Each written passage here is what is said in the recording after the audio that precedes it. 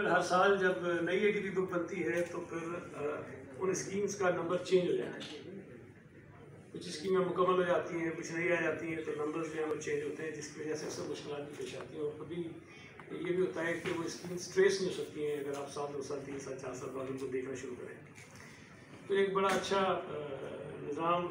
Introduce कराया गया है प्लानिंग एंड डेवलपमेंट बोर्ड की जानिब से, जिसको हम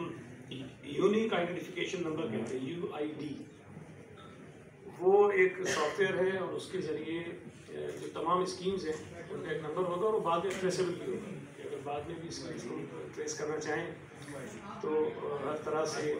वो ट्रेस हो सकती है। उसकी तफसीलात आपको आ जाएंगी, लेकिन ये एक बड़ी चेंज है जो की है। कुछ चेंजेस जो हैं वो West Pakistan civil services pension rules जो है 1963 के, उसमें भी की गई हैं। और उसकी वजह ये है कि तो मुल्क भर में दीगर सूबों ने भी कुछ चेंजेस किए हैं और जाहिर है कि आपके में भी है कि जो पेंशन का बर्डन है हमारे सालाना बजट के ऊपर वो बहुत बढ़ता जा रहा है। और जो स्टडी हुई है वो ये है कि अगर इसी तरह से चलता रहा तो एक वक्त आएगा कि तनख्वाहें देने के पैसे भी नहीं होंगे और किसी चीज़ पर कुछ पैसा खर्च नहीं होगा, सारा पैसा जो पेंशन की में जाएगा। तो ज़रूरत इस बात की है कि इस तमाम जो निज़ाम है पेंशन का उसको रिव्यू किया जाए और वो ऐसा हो कि वो चलता रहे और जो हुकूमत का जो वसाइल है हुकूमत के वो तमाम के तमाम उसमें ड्रेन आउट ना हो जाए इस पेंशन के उसमें। उस पर कुछ चेंजेस हुई हैं, लेकिन उसके साथ साथ एक जो ख़ास बात थी कि कैबिनेट ने फाइनेंस डिपार्टमेंट को ये भी हिदायत दी है कि इसके ऊपर मज़ीद काम करें और कोई ऐसा तरीक़ेकार पेंशन का अडॉप्ट करें। एक तो ये कि जो पेंशनर्स हैं ज़ाहिर है ये भी नहीं चाहते कि वो किसी डिसएडवांटेज में आ जाएं या उनको कोई कमी हो जाए या खुदा खास तौर पर पता है कि बंद हो जाए, उनको भी कोई बेहतर तरीके से पेंशन का सिलसिला चलता रहे और हुकूमती जो वसाइल है उसके ऊपर जो बोझ है पेंशन का वो भी इतना ज़्यादा ना हो, कोई सस्टेनेबल मैकेनिज्म पेंशन का बना दिया जाए। उसमें कुछ चेंजेस किए हैं West Pakistan civil services pension rules में। उसके साथ साथ हेल्थ डिपार्टमेंट के कुछ आइटम्स थे जिसमें एक एग्जीक्यूटिव डायरेक्टर अपॉइंट किया है सिविल इंस्टीट्यूट ऑफ मॉडर्न गाड़ियाँ हैं और कोई 4 गाड़ियाँ शायद जो प्रोसिक्यूशन डिपार्टमेंट है उसके लिए भी 35 करोड़ पर तकरीबन 36 करोड़ कुछ बनती है, लेकिन 35 करोड़ जजेस के लिए और 1 करोड़ 20 लाख जो है वो जो डिपार्टमेंट है उसकी कुछ मोटरसाइकिल्स हैं और कुछ गाड़ियाँ उसके लिए जो है वो किए गए। कुछ गाड़ियाँ जो हैं वो एजुकेशन कॉलेज एजुकेशन डिपार्टमेंट की हैं, 4 या 5 शायद उनको भी इजाज़त दी गई है। और उसके साथ साथ डिजीज कोटा पे जो अपॉइंटमेंट होते हैं तो वो सरकारी मुलाजिम जिनकी डेथ हो जाती है उसमें कई औकात के मसाइल आते हैं। एक बड़ी कम्प्रिहेंसिव किस्म की प्रेजेंटेशन काबीना के सामने दी गई थी, लेकिन उस पर फिर एक चीफ मिनिस्टर साहब ने फैसला किया कि वे मीटिंग करेंगे,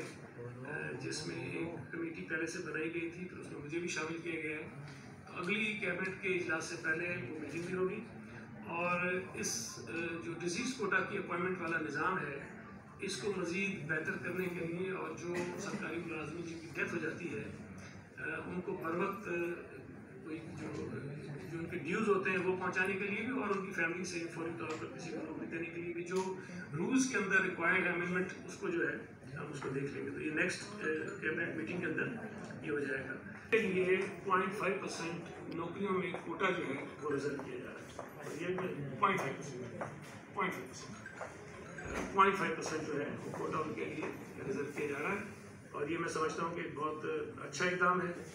कि जहाँ हमारे माशरे में ये वो तबकात हैं जिनको बहुत ही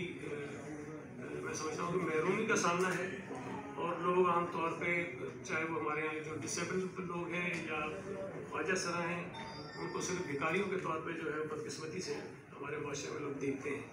तो उनको सपोर्ट करने के लिए उनको माशरे के अंदर एक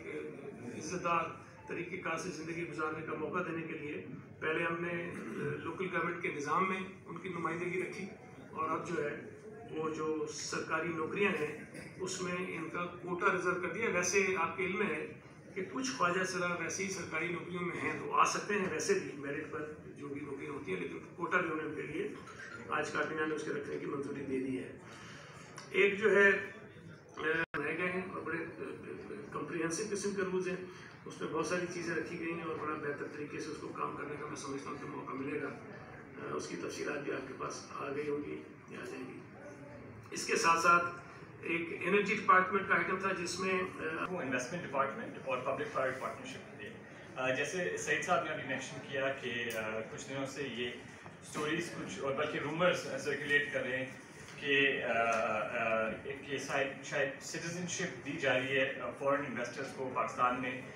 उसके लिए थोड़ी सी वजाहत कर दूं कि पहली बात तो सिटीजनशिप हम नहीं ऑफर कर रहे, हम long term residence visas offer कर रहे हैं। और जैसे कि आपको पता है कि पाकिस्तान की जो मईशत का अभी हाल है, हमें कुछ ना कुछ आउट ऑफ द बॉक्स सोच के ही फॉरेन इन्वेस्टमेंट को अट्रैक्ट करने के लिए हम मुख्तलिफ तरीक़ेकार ढूंढ रहे होते हैं हमेशा। अभी आज वो एमक्यू को फरिश्ते बना के पेश कर देते हैं कि मतलब इस शहर में तो दहशतगर्दी हुई कोई नहीं है, यहाँ तो बंदे कभी मारे नहीं जाते थे, यहाँ तो अमन का कोई इशू ही नहीं था, यहाँ तो सारी चीज़ें ठीक थी। और पीपल्स पार्टी आके तो सारी खराब कर दी। पीपल्स पार्टी ने कराची शहर में जब हम 1993 में गवर्नमेंट में आए थे और 1996 में जब गए थे कराची को अमन देकर गए थे। जब 2008 में 12 साल के बाद हम आए तो हमें वो कराची नहीं मिला जो 96 में छोड़ के गए थे। हमें तबाह बर्बाद कराची मिला था, इसमें दहशतगर्दी बहुत थी, जिसमें तमाम पुलिस एहलकार कत्ल हो गए थे चुन चुन के जो कराची में हम कैंप कर रहे थे। तो खुदा के लिए इससे बसें खरीदने आप जा रहे हो, इससे बसों का अपने मनसूबा बनाएगा, किस हद तक ये बात दुरुस्त होता है? तफसील आपने बताई, उसको तो मेरे नहीं कि किस बिना